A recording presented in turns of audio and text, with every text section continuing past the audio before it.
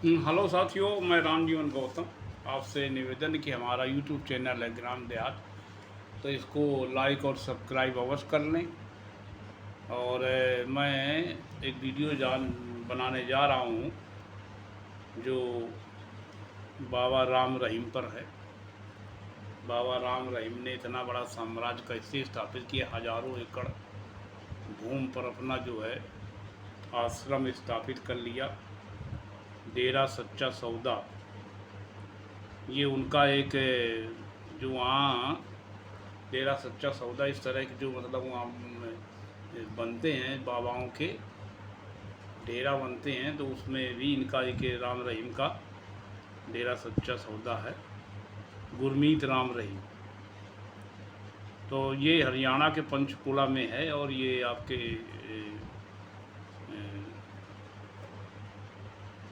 ये जो है इनके ऊपर इनको दो मर्डर केस में आजीवन कारावास हुआ है और एक में दो महिलाओं से बलात्कार के मामले में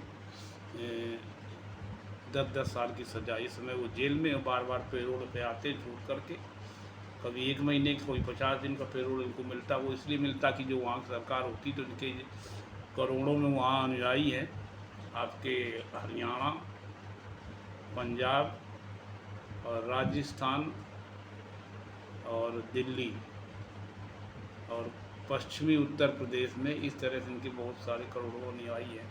तो सरकार भी और वहाँ के मिनिस्टर और मंत्री और जितने भी विधायक होते वो भी इस बलात्कारी का फेवर करते हैं। और सीबीआई ने जांच की थी, सीबीआई जांच में सीबीआई परेशान हो गई थी कि वहाँ के जो हरियाणा सरकार के मिनिस्टर, उनके रोज़ फ़ोन, हज़ारों फ़ोन जाते थे कि इसमें जो है कुछ रहम बरतिए, उनको मतलब सब फर्जी मामला है और इस तरह से सब सज़ा इनको न दी जाए। इसके पहले जो कांग्रेस सरकार थी वो भी इस तरह से सिफारिश किया करती थी।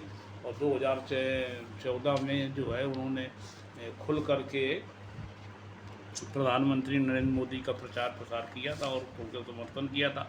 अपने समर्थकों से कहा था कि आप जो है मोदी सरकार को लाइए। तो वो इस तरह कुछ कहानी कि वो मतलब सैकड़ों महिलाओं से सैकड़ों जो नई नाबालिग या बालिग लड़कियाँ थी उनके साथ में बलात्कार किया था। जो उसमें जो है वो माफ़ी के नाम पर अपने उसे उसमें बुलाते थे, जहाँ वो जो एक उनका तय खाने में वो था क्या नाम, आवास।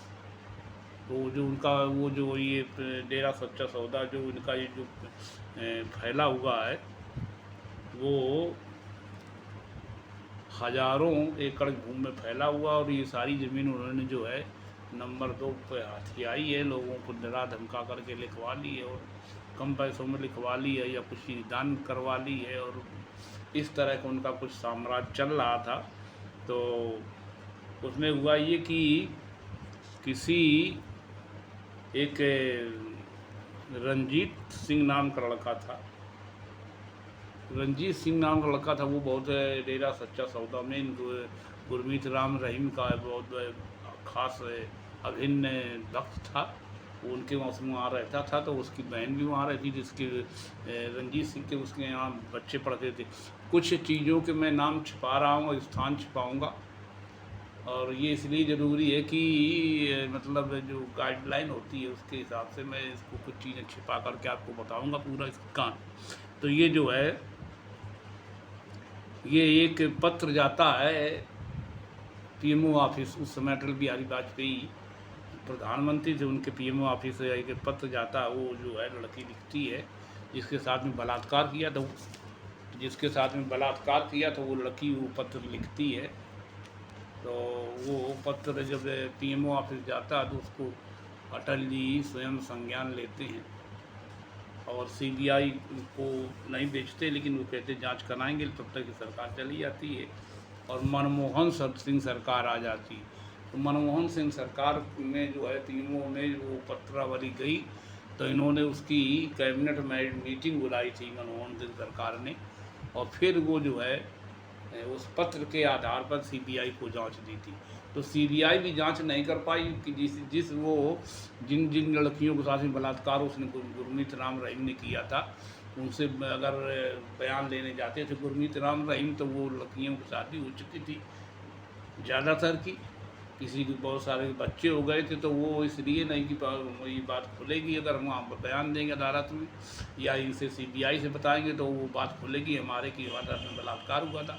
इसलिए वो बहुत सारी जो लड़कियां थी वो नहीं तैयार हुई, लेकिन 2 लड़कियां किसी तरह से 4 साल के अथक प्रयास के बाद में सीबीआई के सामने 2 लड़कियां तैयार हुई थी। तो उनके आधार पर फिर वो जो चार्जशीट कोर्ट में गई, तो उनके आधार पर गुरमीत राम रहीम को 10-10 साल की सज़ा हुई थी।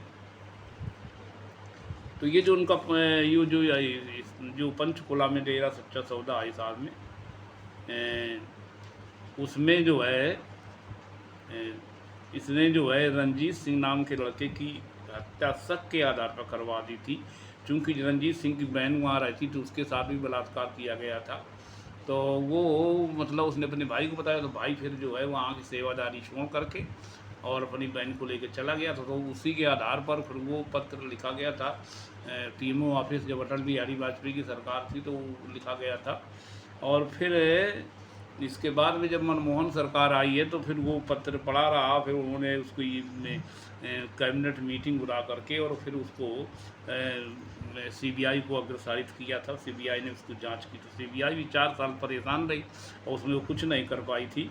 लेकिन वो पत्र एक बार जाए, एक पुलिस गाड़ी में था जो पत्र था, तो पुलिस उसको जांच के लिए जा रही थी और जांच के लिए जा रही थी तो उसमें इनके जो सेवादार थे और ये किसी तरह सेवादारों को राम रहीम से शक हो गया, तो उस गाड़ी को घेर करके उसमें जो है मारपीट हो गई और गाड़ी से वो उसमें वो जो पत्र थे उसकी फोटो कापी थी।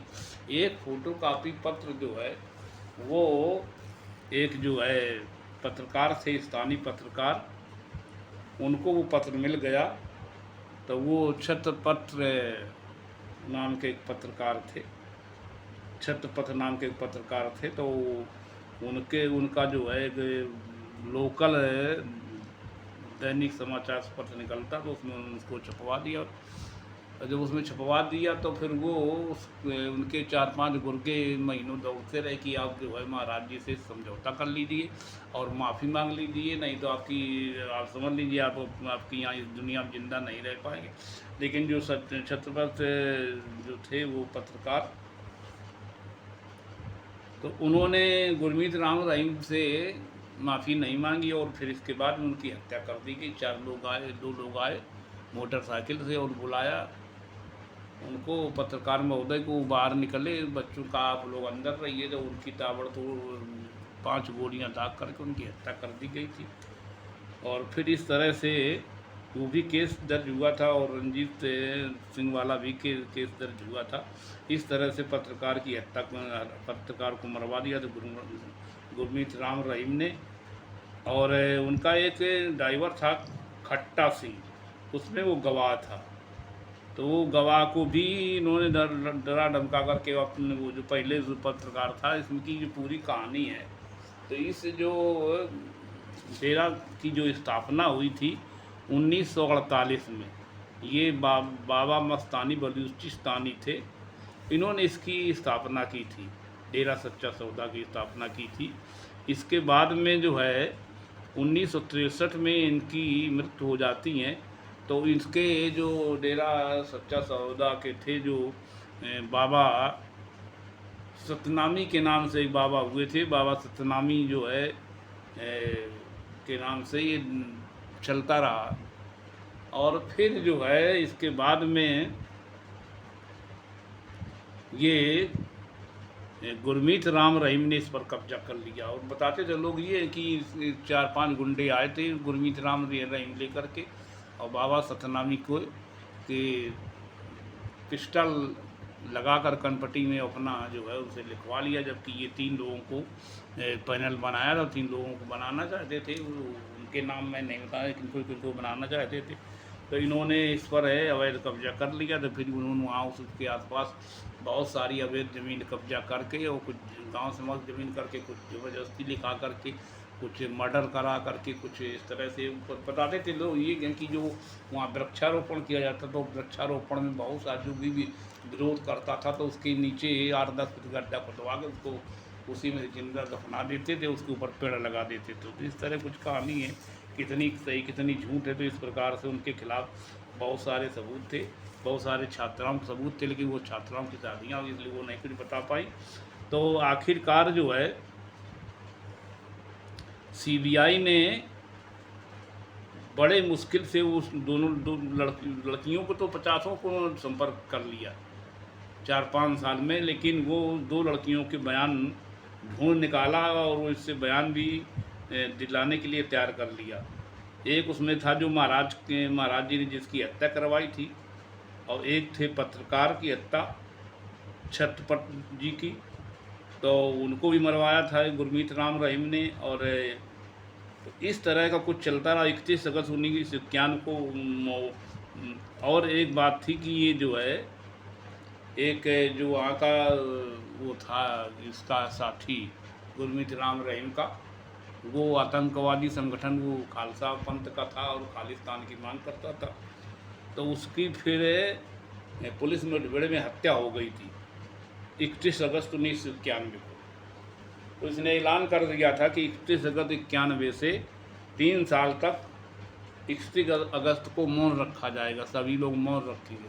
तो 3 साल तक मौन लोग रखते रहे हैं गुरमीत राम के कहने से। और माननीय सीबीआई जो है, जो माननीय सीबीआई ने अच्छा एक बात और आपको बता दें कि जो ये जो भारत जो है स्वच्छता मिशन, भारत स्वच्छ मिशन का जो एम्बेसडर बनाया था तो मोदी जी ने गुरमीत राम रहीम को बनाया था। और जब गुरमीत राम रहीम को, तो फिर इनकी कैबिनेट में इसका विरोध हुआ कि वो तो बलात्कारी है और उस पर बहुत सारे मुकदमे दर्ज है और वो मतलब कतई ठीक नहीं है। तो फिर जो है वोट के लालच में फिर इसमें कुछ दिन इसने जो है ब्रांड एम्बेसडर बना रहा, लेकिन फिर ये जेल में चला गया गुरमीत राम रहीम। और इसके जो वहाँ के जो आपके हरियाणा के वो जो हेड थे कैलाश विजयवर्गीय, तो वो अपने सारे मिनिस्टरों को ले करके और मंत्रियों को ले करके और जो है बाबा से आशीर्वाद लेने गए थे 25 अप्रैल 17 को। तो इस तरह से, और एक रामविलास शर्मा थे जिन्होंने उस समय मिनिस्टर थे। तो 2017 में रामविलास शर्मा ने 51 लाख का अपने कोटे से उसके डेरा सच्चा सौदा के विकास के लिए पैसा दिया था। और जो डोनेशन दिया था उसमें इस तरह कुछ वहाँ का ये सब रहा है हाल चाल। और का नाम गुरमीत राम रहीम का। और सिरसा में जो डेरा सच्चा सौदा जो ये है आपका डेरा, कोई चंदा नहीं लिया जाता है, फिर भी इन्होंने मतलब हजारों एकड़ में इसको फैला दिया है।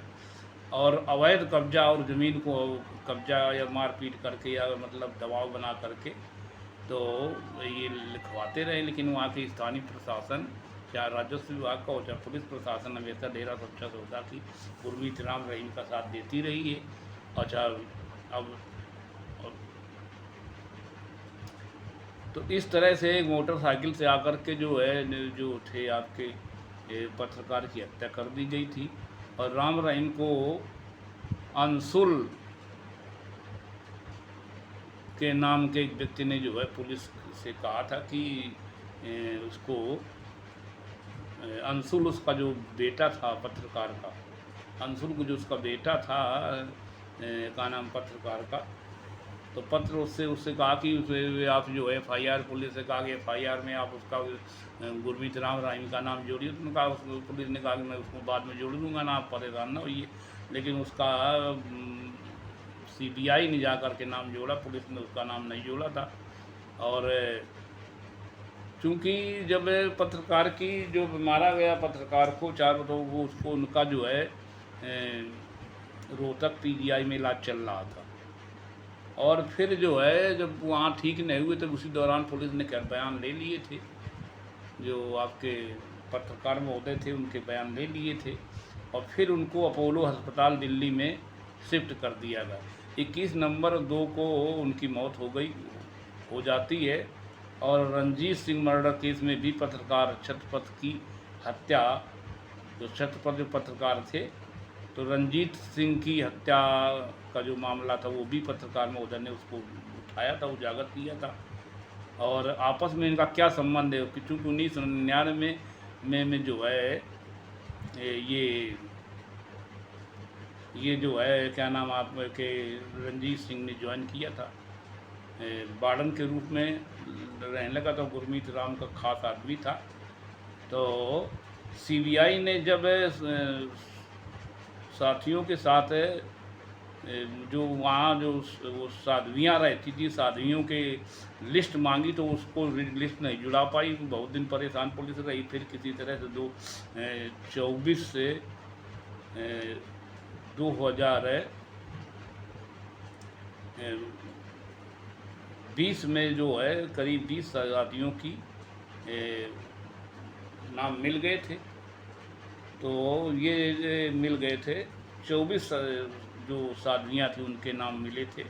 उसमें से 20 ने उसको मना कर दिया था कि हम उस संबंध में कुछ नहीं कहेंगे।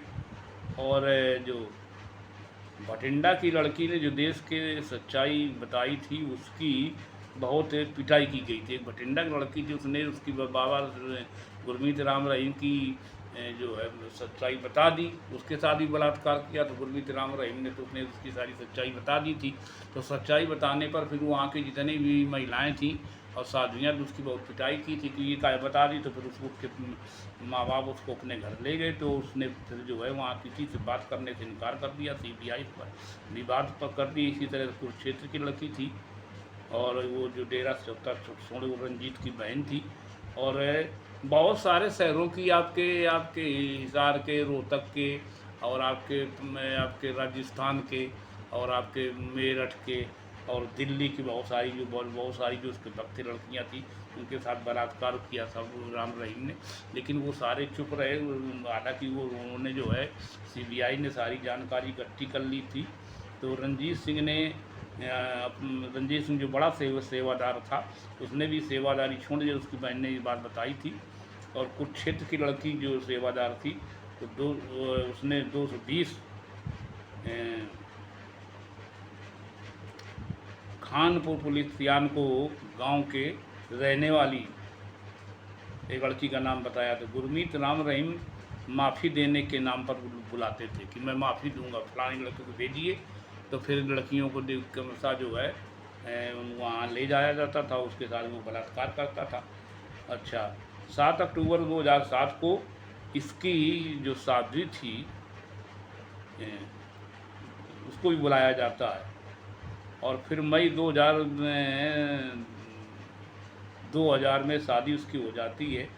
तो इसलिए कांग्रेस भी मतलब इसलिए विरोध नहीं करती थी, कभी भी इसका विरोध नहीं किया गुरमीत राम रहीम का, ना भाजपा विरोध करती थी। भाजपा सांसद ने खुद सीबीआई को का दबाव बनाया था कि सभी सांसदों ने जो वहाँ के थे पंजाब के और हरियाणा की कि गुरमीत राम रहीम के खिलाफ कुछ न किया जाए और इसको जांच जो है पेंडिंग रखी जाए या इसको दबा दिया जाए। लेकिन सीबीआई ने इस बात को नहीं माना था। तो 2011 में पंचकुला के केस ट्रांसफ़र कर दिया गया था। 2011 में उस केस को पंचकुला ट्रांसफ़र कर दिया गया था। इस तरह कुछ वहाँ रहा जो है आपको। तो ये सारी बाबा राम रहीम इस समय जेल में है और बार बार उनको 50 दिन की और कहीं 20 दिन की जो ये मिलती है का नाम पेरोल मिलता है। तो इसके पीछे भी वो लंबी कहानी, चूँकि वहाँ की जो गवर्नमेंट है तो वो गवर्नमेंट इसका जो है फेवर कर रही है और उसको बार पेरोल दे देती है। और जब इसको सज़ा सुनाई गई थी तो आपको मालूम होगा कि जब सज़ा सुनाई गई थी तो करीब 1 लाख इनका जो है समर्थक इकट्ठा हो गया था। 1 लाख समर्थक इकट्ठा था और केवल ये खबर आई थी। और वो जब उससे कहा गया कि हेलीकॉप्टर से आपको ले जाया जाए तो उसने इनकार कर दिया था। और 500 गाड़ियों के साथ में राम रहीम जो है उसमें आपके अदालत में पेश हुआ था और अदालत ने कहा कि आपको सज़ा होगी। केवल इतना बताया। तो कितनी सज़ा हो, क्या होगा, कितना नहीं होगा, इतनी बताई थी। तो जो है वहाँ के इसके जो समर्थक थे तो वापस जाते समय हेलीकॉप्टर से भेजा गया। तो जब समर्थकों तक बात पहुँची कि नहीं बाबा को सज़ा हो गई है और कितनी सज़ा हुई, सज़ा सुनाई गई थी केवल, लेकिन ये नहीं पता कितने दिन की सज़ा हुई। तो वहाँ समर्थकों ने जो है अराजकता फैला दी और बाबा के गाड़ी के आगे लेट गए और बड़ा बवाल किया। फिर वहाँ जो है पुलिस के भी जवान काफ़ी चुप हुए, पुलिस भी के 2-3 जवान मारे गए और 37 आदमी मारा गया था वहाँ जो है आपके हरियाणा में। तो ये तो 37 आदमी मारा गया, आप लोगों को याद होगा जो बवाल वहाँ किया था इनके अनुयायियों ने।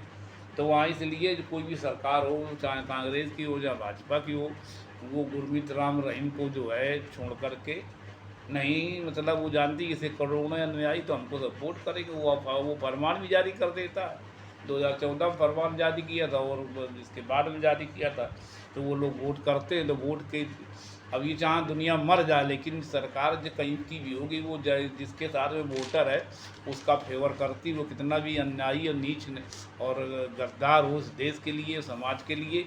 अब समझ लीजिए कि गुरमीत राम रहीम की बहुत सारी हमने वो गोलमाल करके आपको बताया है, उसकी कलाई अगर पूरी खोल लें तो उसका पूरा इतिहास अगर जो लोग जानते हैं, जो आप पत्रकारों से वार्ता करिए, तो इतनी घिनौनी हरकत करता था कि नाबालिग लड़की और बालिग लड़की जो मतलब 18 साल से नीचे 20 साल से होती थी तो सफ़ेद कपड़ों में उनको रखता था और मतलब उनके साथ में क्रमशः रोज़ एक को बुला करके और एक देख के एक महिला की ड्यूटी बाहर रहती थी गेट पर और उस तय खाने में बुला करके वो रिवाल्वर दिखा करके वो डरा धमका करके उसके साथ बलात्कार करता था। और वो जो लड़की वहाँ से निकलती थी तो रोते हुए निकलती थी, लेकिन उसको इतना दबा दिया जाता था कि जब वो घर वालों को बताती थी कि हमारे साथ में ऐसी घटना हुई तो घर वाले नाराज़ करें, भगवान है, भगवान का ना, भगवान ऐसा काम करेंगे, बलात्कार का ही भगवान करते हैं। तो आप समझ लीजिए कि कैसे कैसे भगवान इस देश में होते हैं, भगवान पैदा होते रहेंगे। भैया हम तो कहते हैं ऐसे भगवान पैदा हों, तो पहले भी भगवान इसी तरह के होते रहे थे। तो आप लोग मालूम है कौन कौन भगवान थे और कितने भगवान थे, किस तरह के भगवान थे।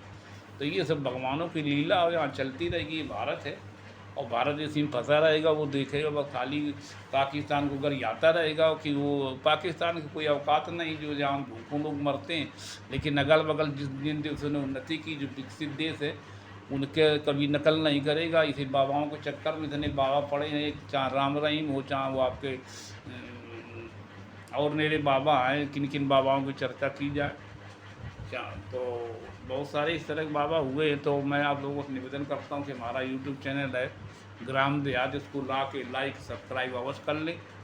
और आप लोगों से पुनः निवेदन कि हमारा जो यूट्यूब चैनल है ग्राम देहात, उसको लाइक सब्सक्राइब अवश्य कर लें। इन्हीं शब्दों के साथ मैं अपना वीडियो समाप्त करता हूँ। वीडियो सुनने के लिए बहुत बहुत धन्यवाद।